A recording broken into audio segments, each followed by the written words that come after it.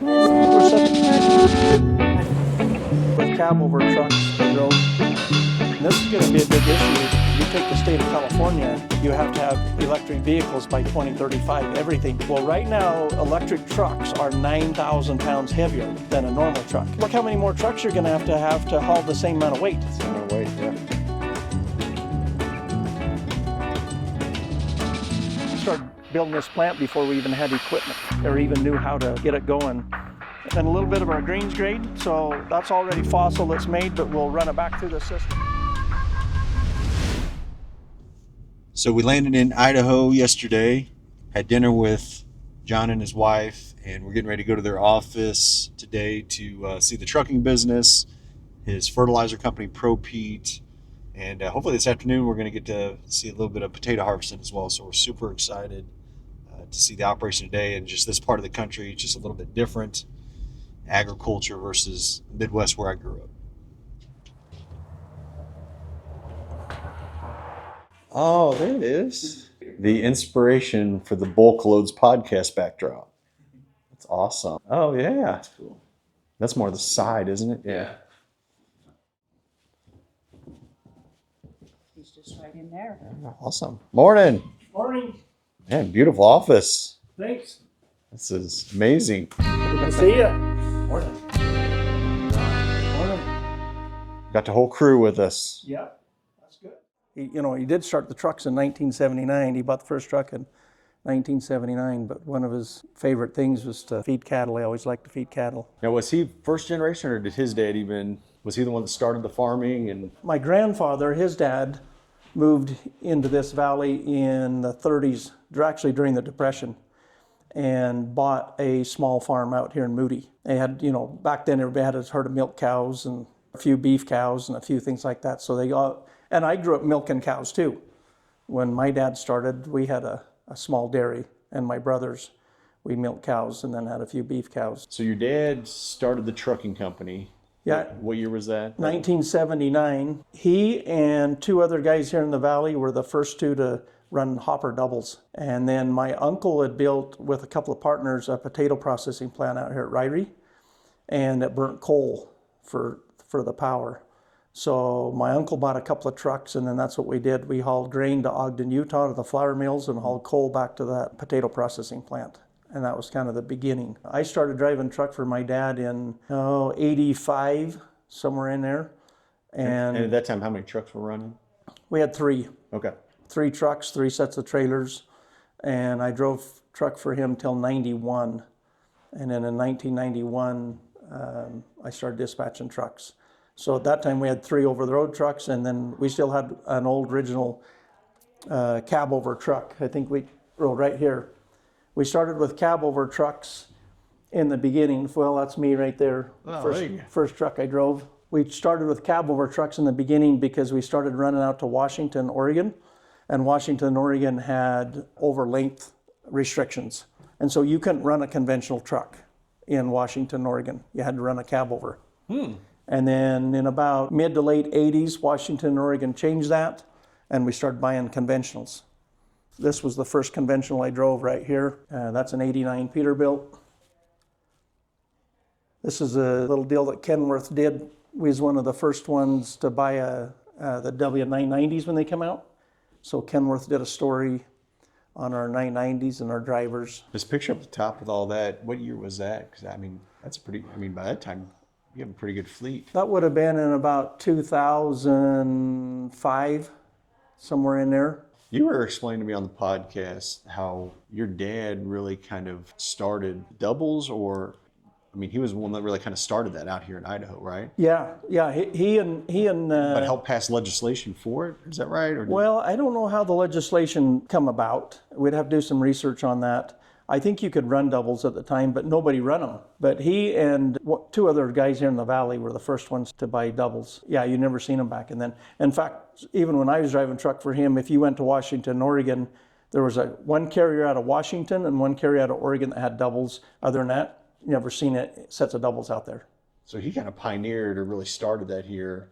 Yes. That everybody caught on running. Yep. What years did that really start taking off, the trucking business part of it?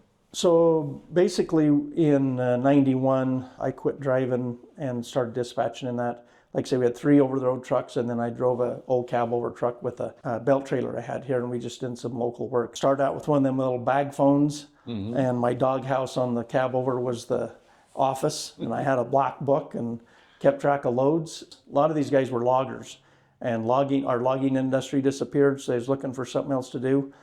And so they bought a set of hoppers and come to work, and some of them were farmers, went into second, third generation. Farm wasn't big enough for all of them, so they bought trucks. And so by mid-90s, we bought a couple of more trucks, and we had maybe 7, 8, 9 trucks by the late 90s. Then I got up to maybe 12, 15 owner-operators, and then it kind of expanded into there. When the economy was really booming in 2005, 6, 7, between our own trucks and owner-operators, we was dispatching probably around 90 to 95 hoppers. Yeah, so this is the one that you guys got this idea from Tri-State, right? Yep. So why did you all need to do this? So about 10 or 12 years ago, we started a haul, and we're actually partners with AGL Trucking out of Jerome.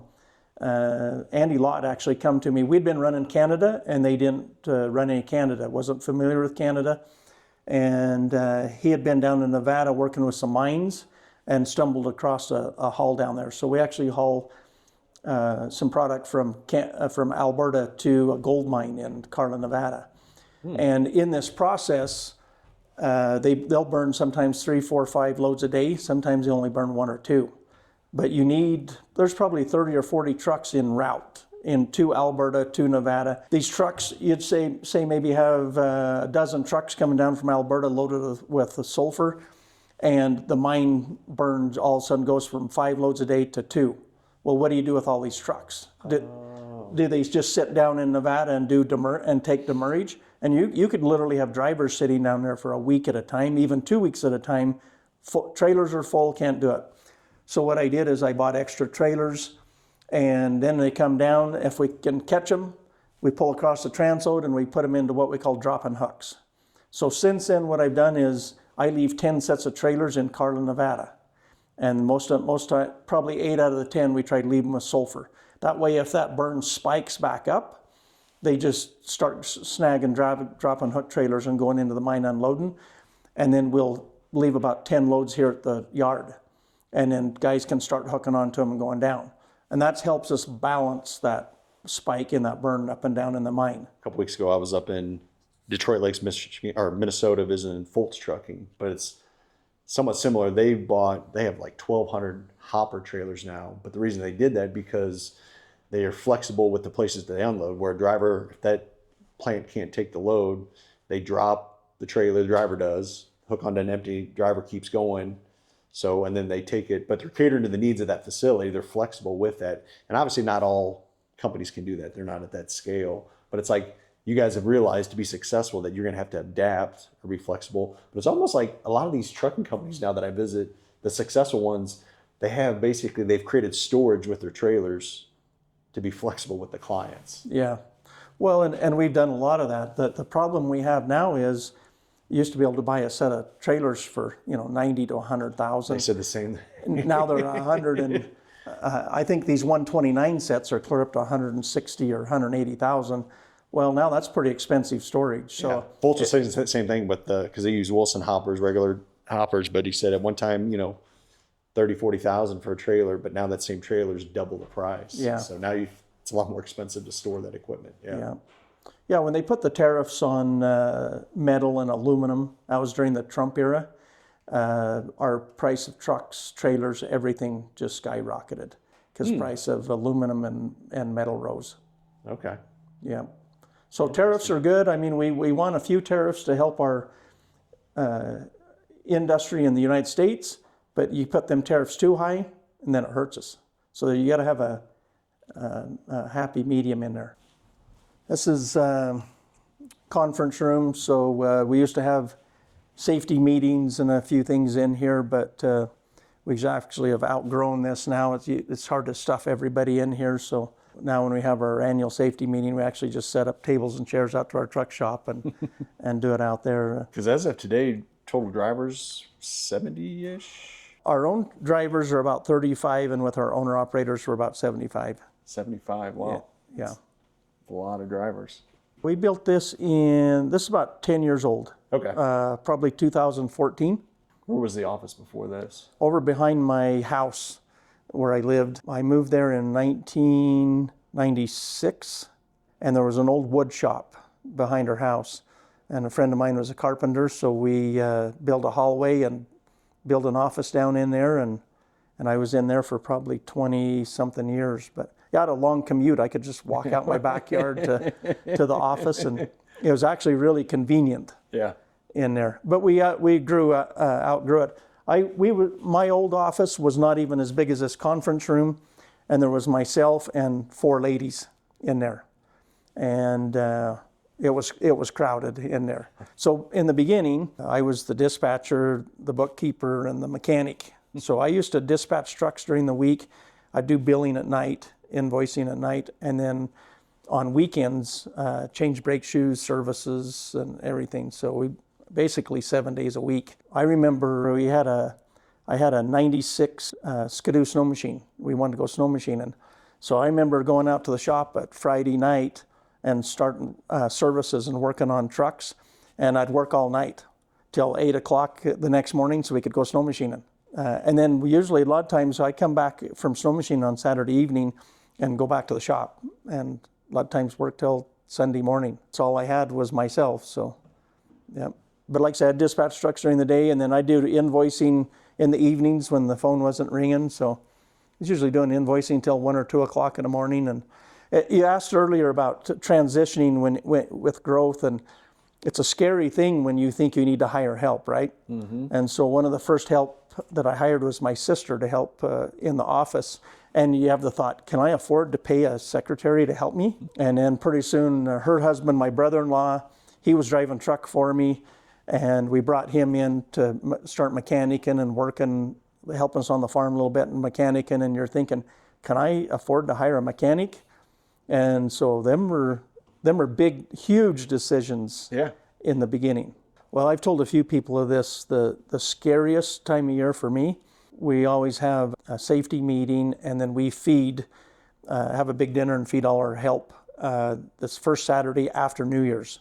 So it's kind of our Christmas party, but we do it after New Year's because everybody can make it during then. But we'll set up tables and chairs, and you look out across there. You'll have it's usually drivers and their spouses or girlfriends, whatever they have, and you'll have a couple of hundred people in there, and you look at there and you think you're responsible for all their livelihoods, car payments, pickup payments, their children.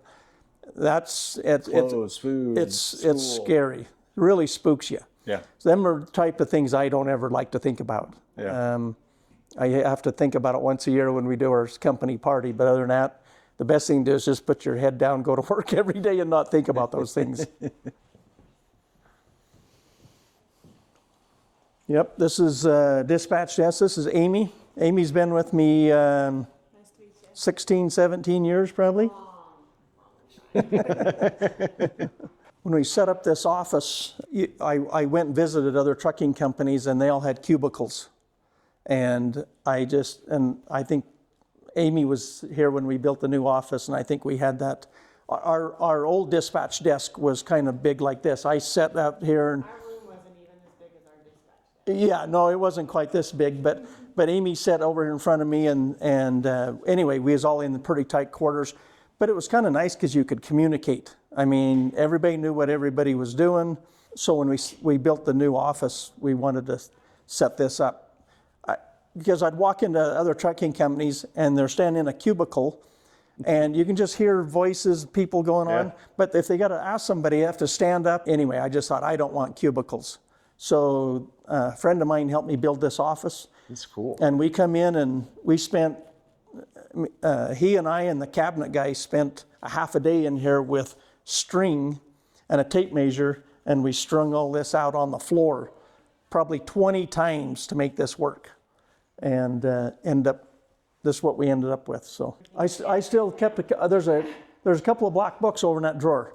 And we had pages and pages of our dispatch guys, and every day we'd go through them and make sure and stuff. It was all hand done. It There was a company I went and visited. They call it their the Bible, the original Bible, the book. Yeah, with all the contacts and yep.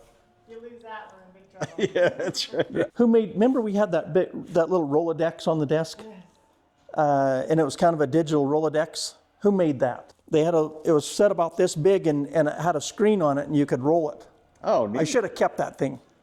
And that was like the first digital Rolodex that you put phone numbers in. And I remember when Windows and Outlook come along, we had to figure out how to get all the phone numbers out of that Rolodex into Outlook. And I think we had a neighbor gal, I think she ended up putting a lot of them in there, just manually putting them in, transferred them in there. That was the only way we'd get all the phone numbers in there. Hey guys, we are getting so much interest for our Bulk Freight Conference 2025. You know, we started this 2 years ago. We've had 2 phenomenal conferences. It keeps getting bigger. Our first conference, we had over 200. This last one, over 500. We have a lot of people that want to show up. We want to make sure that you can get your ticket reserved. It's going to be the 3rd week of April. We hope that you can make it, but go ahead right now, go to bulkfreightconference.com and put your email address in there and we will notify you when tickets go on sale. That way you will be the first one to be notified before they sell out. It's going to be an amazing show. We have a new venue that's going to be even bigger. We're talking actually having show trucks inside the venue, breakout sessions, and man, just a world of events to get you connected. I was just talking yesterday, had dinner with a lady that was at the conference last year and just talked about the connections that she made and the business that she's doing now by meeting those clients face to face. So we want you to be there. Man, go to bulkfreightconference.com, enter your email address, get signed up. It's going to be phenomenal. We'll see you there. God bless. I'm all about efficiency. I'm always looking for ways to figure out how to do things efficient. There was a company in Carlton, Oregon, it's called Laughlin Trucking, and I used to do some business with them. And I went out and visited one of the gentlemen that was a commodity trader, and he had a screen set up with a screen attached to it, and then he had a laptop. So he had 3 screens, and he was showing me this. And I thought, okay, I got to have one of these. So I come back and talk to my IT guy. Pretty soon he's setting us up with 3 monitors in our office. And then I set my secretaries up with 3 monitors. And the efficiency went up so much because you're not opening and closing. Yep, see it all at once. Yeah, you're just, now you can put your loads on one, your invoicing on one, and your contacts on it, and you can just go in there. So we went 3 monitors, and then I went to 4 for years, and then I don't know if you noticed, but I have 8 now. and then now with the new office, I have 8 in my office and then 8 on my dispatch desk. So I have 16, but the 8 of them are mirrored. Oh, okay. So I can go out to the dispatch desk, which I don't do very often anymore. It just makes a big difference when technology really helped us become efficient. I think it's interesting though, just constantly figuring out how else can we keep being more efficient. You know, some people it's not broke, don't fix it mentality, but it's always like, as a business, if you're always looking at, hey, what can make this just a little bit easier? And if it's a $80 monitor to save you just that little bit of time, how much that's going to add up, you know, over the course of a year, 2 years, whatever. So Thatcher has a good question here. He's like, is this for grizzly bears? Grizzly bears and wolves. here's the question I had when I left last night at your place. Like, with all this going on, how do you keep track of everything? There's a lot going on. There's a lot of moving parts, a lot of pieces too. So it's interesting. Yes. So, for example, we're in the trucking office today. We'll deal with that. We'll go to the ProPeat plant. We'll deal with fertilizer. This weekend, I was at the ranch. We was working cattle, checking calves. Got horses. You know, I don't do so much with the farm. My brother and my son kind of runs the farm out there. But yeah, there's a lot of things going on. We also have a truck sales company that we buy and sell some used trucks and fix them up for farm trucks. So we'll be watching auctions and things like that. But you just gotta. Of course, I don't work only 8 hours a day, right? Right. Yeah. Oh, yeah.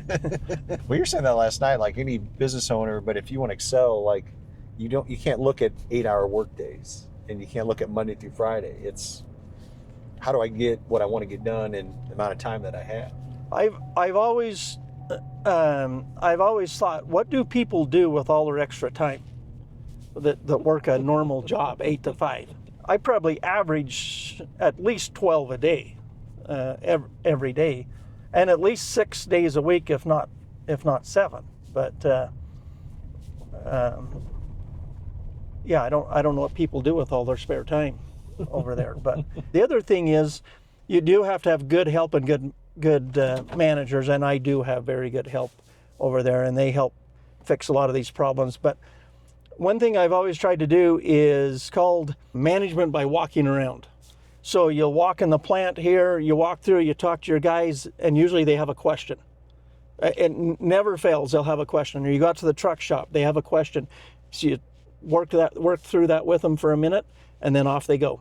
And don't micromanage. Mm-hmm. It'll drive you crazy, especially in the trucking part of it. They're going to make mistakes. Them are mistakes you've already made, but they've got to make their own mistakes so they learn. Yeah. What would, I didn't show something, but like an average golf course, how much pounds or tonnage of ProPeat would they use a year? Like if you're doing your average golf course out there in the United States, like if they're using this product, I mean, how much of that product are they applying onto the? Well, all golf courses are different, and some of them like liquids and some of them like granular. You can put the ProPeat down and it'll last a lot longer, and you don't have that surge of growth. You put straight nitrogen down there like a urea product and you're mowing, you're baling hay, and golf courses don't like that, and that's time and labor. We actually have a high-end golf course in Phoenix that's been using ProPeat now for 2 years. I think they're going on year 3, and everything's monitored, have valves computerized, and they have a 30% water savings and 25% less clippings after they've been using ProPeat now for 2 years. Wow. Helps build up that soil and keeps them nutrients in there longer. A customer of mine in North Carolina just sent me a video yesterday. He dug a sample down into his lawn and pulled it up with the roots and turned it upside down, and it has plastic shells in there. And he had a torch and he couldn't even burn them plastic shells. So there's what you call slow release, polyon-coated slow release urea. And we use it in the ag industry. You've probably heard of that in the ag, slow release urea. Mm-hmm. So they coat it with plastics, and then temperature releases that nitrogen into the soil. But the problem is heat, cold, wet, dry all dictate when that nitrogen gets released. So it was popular at first, and then the farmers said, well, we can't figure out when it gets released in there. So now they've started mixing it with regular nitrogen, maybe a 50-50 blend, and it hasn't become as popular. But a lot of it is used in lawn care because it makes a natural slow release to the lawn, and people like that. University of Florida did studies, and we outlasted all slow release nitrogens. I've got a jar here. It looks like it's about empty, but Rob, our sales manager, took a 50-pound bag of polyon-coated, plastic-coated urea and melted it down. There was 12 quart jars of plastic left over in one 50-pound bag. Wow. 12. And this doesn't degrade. I mean, this plastic will stay in your soil for couple hundred years. And so this is what we're competing against. They're, again, very eco-friendly product. Oh, wow. Howdy. How are you? Good, how are you? Doing good. So Bo's fixing up some Home Depot boxes right here. What happens is people go on Home Depot's website and they can order any of our products. And that order comes in, them orders come in every morning. We process them, print out a UPS label, and put the label on the boxes, set it out. The UPS trucks picks it up every day. The only thing we ship is 25-pound bags because of it cost. Mm-hmm. You know, it's expensive to ship 50s, but so we do 25-pound bags through Home Depot, and UPS comes, picks them up every day, and in 2 or 3 days, 3 or 4 days, it's delivered right to your doorstep.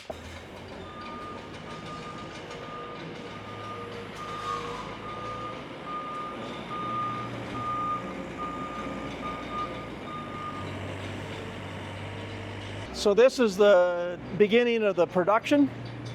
So you'll have your raw ingredients, you'll have your phosphate, your sulfate, your nitrogen, your sulfate, potash, all your raw ingredients. what he does is he'll put it into this LACO system here, and that pre-blends it. So if I'm making a 13.58, it pre-blends all your nutrients to a 13.58 before it goes to the other, through the wall on the other side to the hammer mill. Right now we're making a product called Fossil. It's an organic rock phosphate that we've developed, and two members of our team and ownership was just in New York. We just got awarded by the EPA the Environmental Product of the Year. Oh, wow. Yeah. Huge. So this is rock phosphate. This comes out of Spanish Fork, Utah. So this is mined out of the top of a mountain down there in Utah. It's hard rock, and runs through rock crushers and gets milled down. And then we'll show you, some of this is rerun mixed in. That's why it's a little bit fine. We bring our rerun around, our fines back in and mix it back in. This is actually fines. This is actually Fossil that's already been made. We rerun our fines. And a little bit of our greens grade. So that's already Fossil that's made, but we'll run it back through the system and rerun some of it in there. But that's about the size of when we make ProPeat, that's about the size of our greens grade that we make. I think we make the nicest greens grade in the world. Very nice product.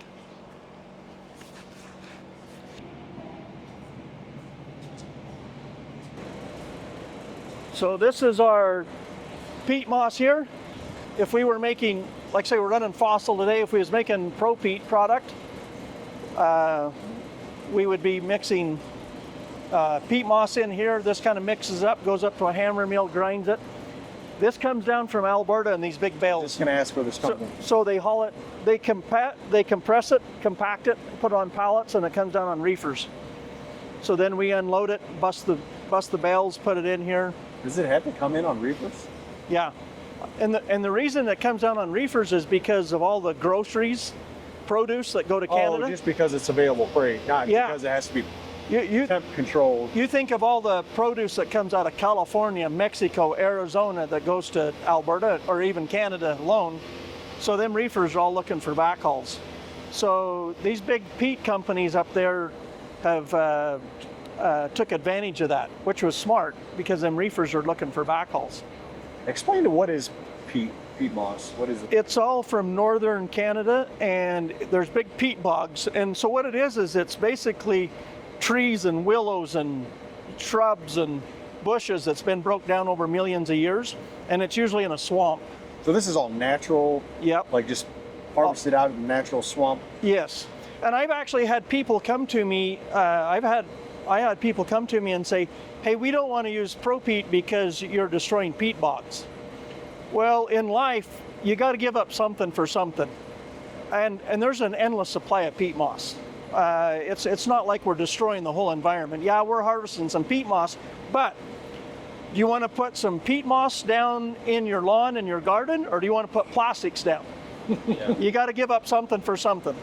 What's the lesser evil, right? Pick your poison. When we dry it and run it through our drying process, we don't heat it so hot. The microbes are still alive, and microbial activity is what packs in nutrients to the plant.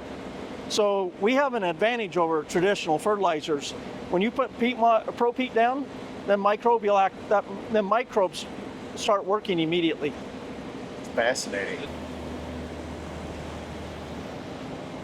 Because, I mean, a lot of your potting soils, there's a percentage of peat moss in there, right? Well, that's the thing. I had a lady call the other day and was kind of upset, and I'm thinking to and I didn't say anything to her, but I'm thinking to myself, potting soil she buys for her plants, it's all got peat moss in it. Yeah, all your greenhouses, nurseries, everything has peat moss.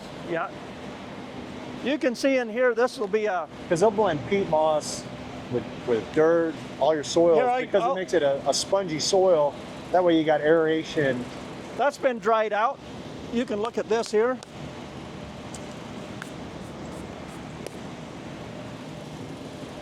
Like even a lot of your gardeners, you'll buy peat moss and you'll mix it in with your soil Yeah. That way you got aeration. You Yeah. put them in your greenhouse. Yeah. So why are they giving you flag? Yeah. Well, and it's rightfully so. People are environmentally aware of trying to save the planet and the earth. But like I say, That's cool.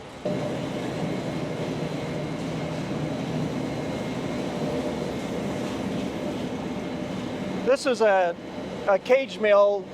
We run this when we're making our phosphate product. If we're making ProPeat, we run our 2 hammer mills.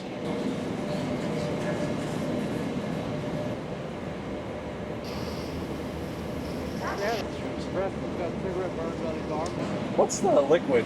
That's a dust control. We spray some dust control on it so it's not dusty. So when you open your bag and spread it on your lawn, it doesn't have dust coming in there. That's the same stuff getting sprayed on that conveyor belt. Yep. That's cool.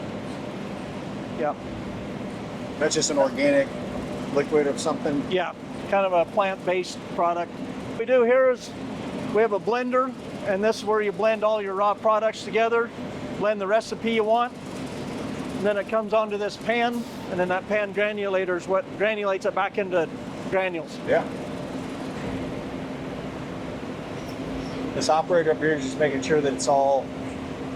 You have to adjust. We spray a binder on there, and so he watches it. If it grows too big, he has to cut it down. If it's too small, then he has to put a little more on. Oh yeah, those So you can see here, you're going from a rock out of the side of a mountain to powder.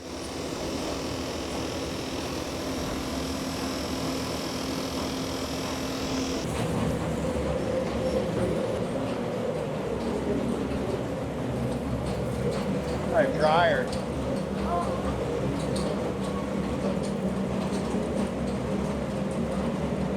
Just to try to help get that duster all detached better. So once it goes all that, it comes out this. Feel that. That stuff's pretty warm. So Oh, yeah. what happens is that them granules are wet, right? So we dump them wet granules in this dryer, and then this dryer comes through, sucks all the moisture out of it. Then they're dry at the end.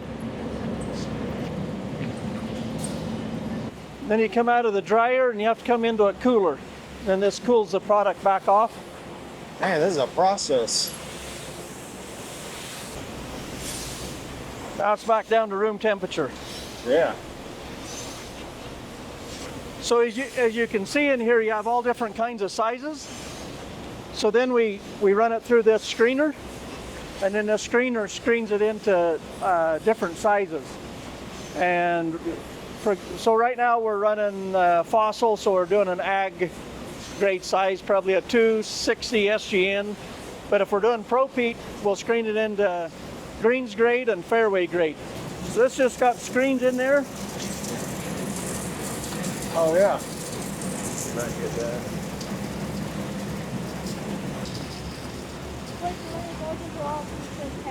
You store it until you can put it into bags. Yeah, so what this does is it screens it into the sizes. So this is what we want for an ag size. This is what we call a greens grade. And it'll be for like putting greens on golf courses. If it was ProPeat, this is an ag product here, so it'll be a little bit different. We'll rerun some of this.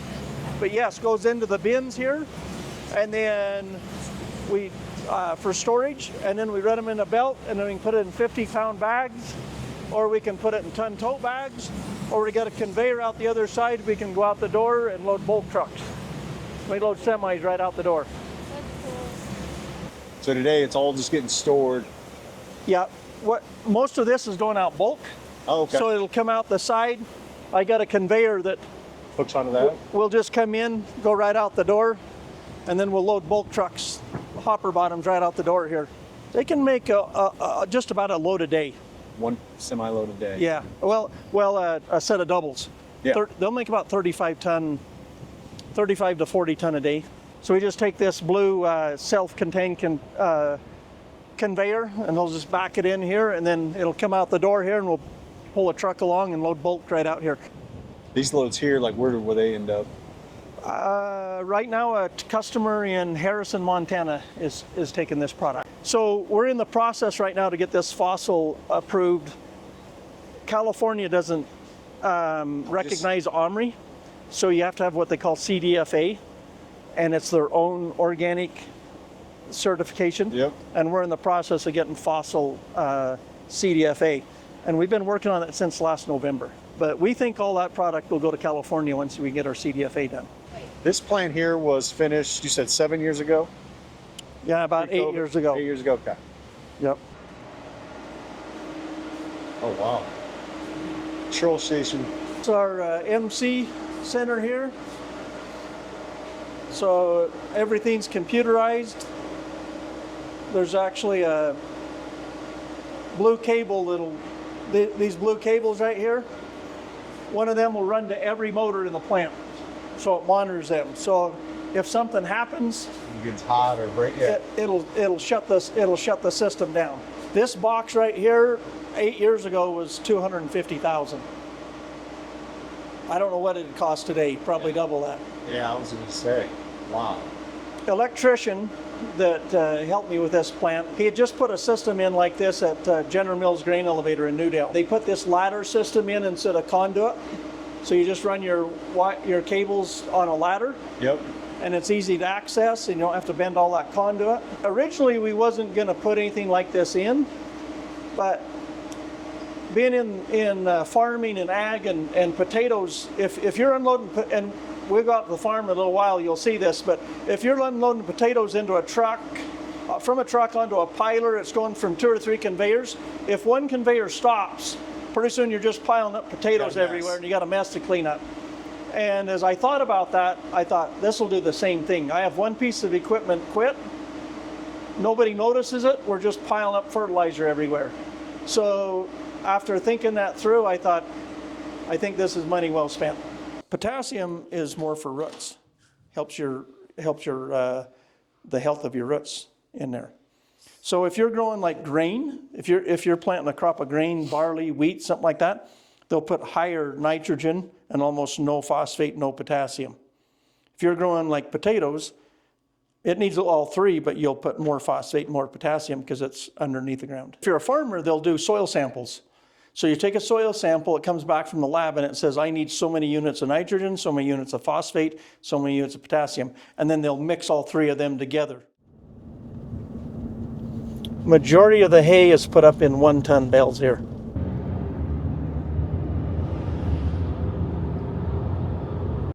Filters to keep it from eroding. It was sand, gravel. Yep, it was an earthen dam. But yep, this is our transload. My shop guys built this little bridge in here, and we put up the cement blocks ourselves, hauled all the gravel in. In fact, my son we just had a John Deere tractor with a scraper and dump trucks, and he built this whole thing with a tractor and scraper. Wow. That was back before I had a road grader. We hauled lots of loads of gravel in here. You heard a guess how many transloads will you do a year on this thing? Trailers.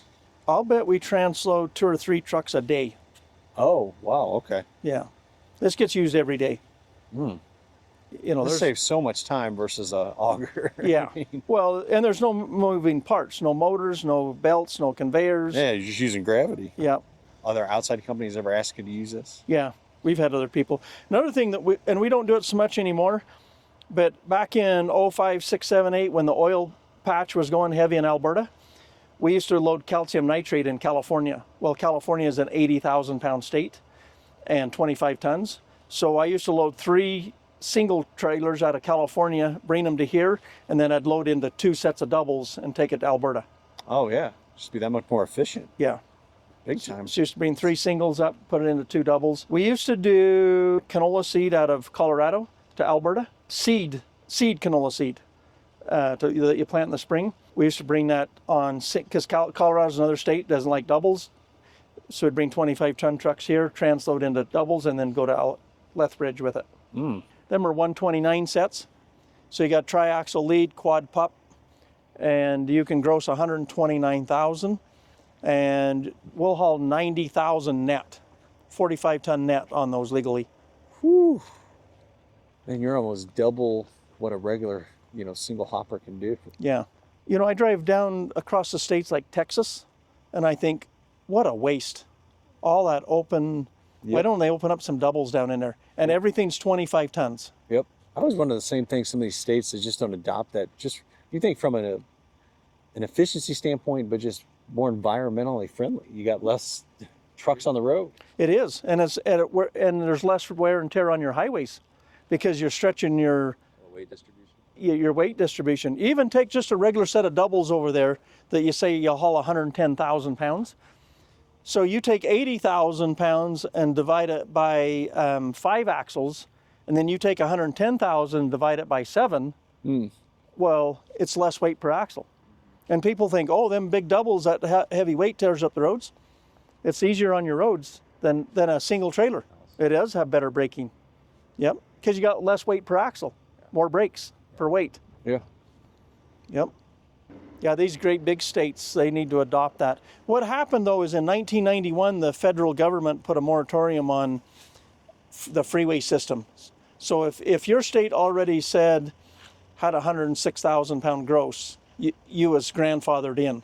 So Idaho was one of them. We could run 105.5, 106,000. And then Idaho started a pilot program, 129 pilot program. So you could run 129 on all our back roads, highways. So the milk haulers, they kind of started that. What happened is we needed to get that passed through the federal government, through Washington, D.C.